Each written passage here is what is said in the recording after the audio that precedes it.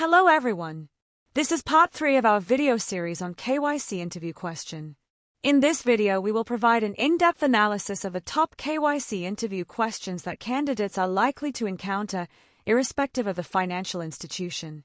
Viewers are encouraged to remain engaged, as this content is designed to substantially enhance their prospects for selection. I assure you, this will significantly improve your chances of getting selected. If you're new here, please subscribe for more AML and KYC videos. If you have any questions or feedback, leave a comment below. Let's begin.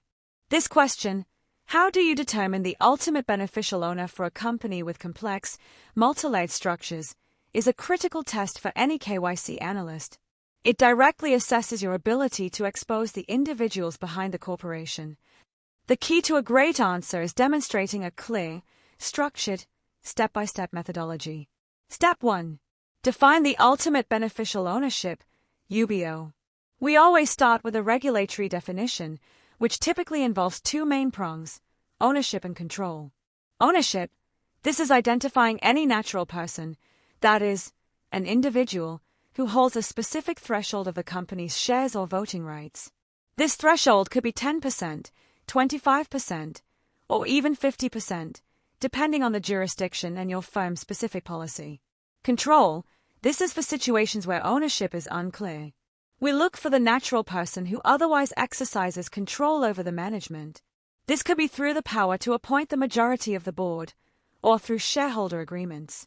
Step 2. The step-by-step investigation process. For those multi-layered structures, our process must be methodical and we always work backward from the client company. Step 1. Start at the top. Identify the immediate legal owners of our client. This is often just another corporate entity or a trust. Step 2. Trace the ownership chain. We analyze the legal documents for that first intermediate entity, like the share registers or articles of association. We trace the ownership percentage upward, repeating this analysis for every single layer until we finally find a natural person who meets that ownership threshold. Step 3. Analyze non-corporate entities. If the chain hits a trust or foundation, the rules change. Here, we must identify all relevant individuals: the settlor, the trustees, the protector, and the beneficiaries. These individuals are considered the UBOs of that part of the structure. Step 4.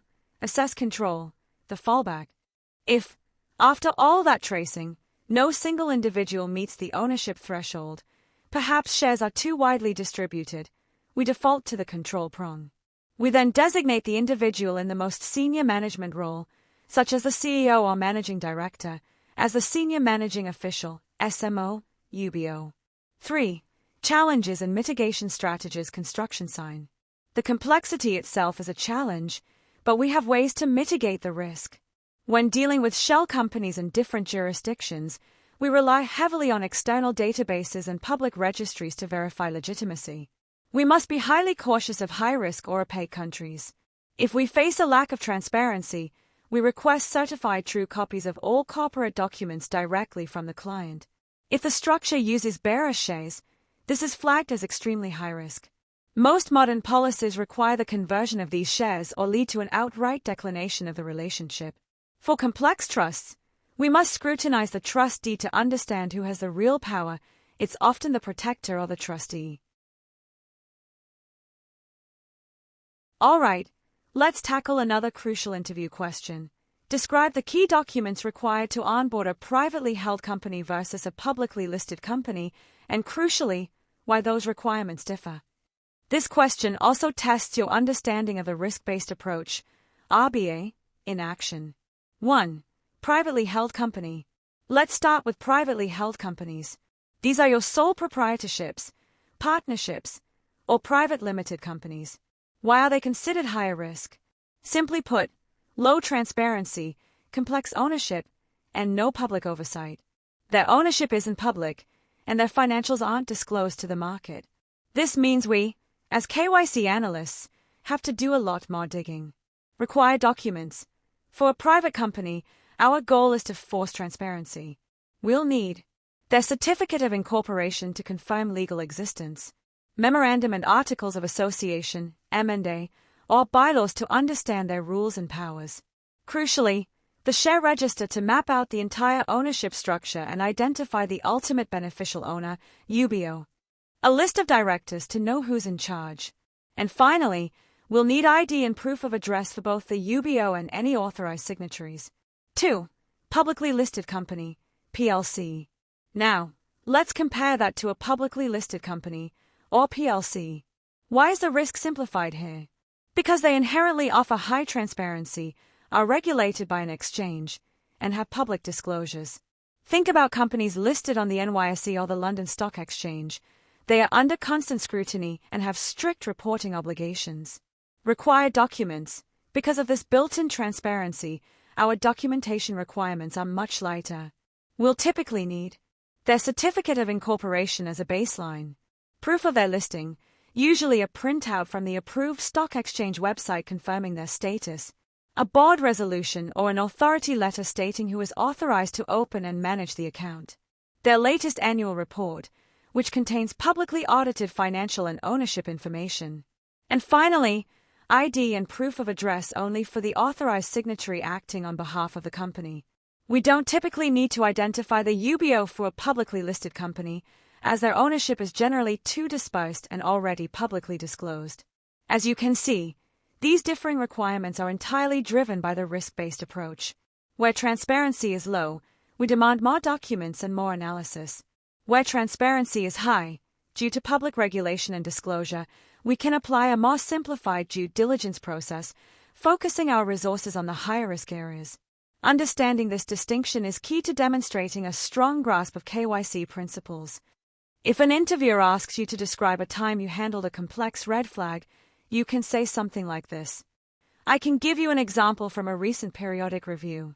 Situation: I was reviewing a medium-risk holding company based in Europe. During the screening of the ultimate beneficial owner, I identified a potential adverse media hit. Task: my immediate task was to discount false positives and investigate the severity of the news to see if we needed to exit the relationship or apply EDD. Action: I read through the source articles and found that the UBO was named in a civil lawsuit regarding a conflict of interest 5 years prior. I noted specifically that there were no criminal charges or allegations of financial crime. However, realizing this posed a reputational risk, I documented the findings and drafted a memo to compliance recommending we escalate the client to high risk. I then initiated the EDD process, requesting a source of wealth statement and a deeper external background check. Result: the extra scrutiny confirmed the risk was manageable. We retained the client but moved them to a high-risk monitoring schedule, which increased our review frequency from every 3 years to annually. This ensured the bank was protected against reputational exposure while maintaining a profitable relationship. Now let's talk about the question, the difference between UBO and a legal owner. This question gets to the heart of why we do deep dive investigations in KYC. A legal owner is the individual or entity whose name is on the legal title of the asset or company. They are the person or entity with the legal right to the asset, but not necessarily the one who ultimately controls it. A ultimate beneficial owner, UBO, on the other hand, is the person who ultimately owns or controls a customer and from whose perspective the business relationship is being conducted. They are the natural person at the top of the ownership chain who benefits from the business. A UBO is the individual who has significant control through ownership or other means, even if their name isn't on the legal documents. The primary challenge in identifying UBOs is the use of complex ownership structures. Criminals and corrupt officials often use multiple layers of corporate entities, trusts, or partnerships across different jurisdictions to hide their identity. This can make it difficult to trace the ownership back to a single individual. Another challenge is the lack of transparent and publicly available information in some jurisdictions, which makes it nearly impossible to independently verify the ownership structure. To overcome these challenges, analysts must use a combination of public and private databases, analyze corporate documents, and request additional information from the customer to pierce through the corporate veil and find the true beneficial owner. Thanks for watching our video. We will cover more KYC interview questions in next video. If you found this video helpful, give it a thumbs up, subscribe for more compliance insights, and share it with your team. Got questions or want us to cover a specific topic? Do let us know.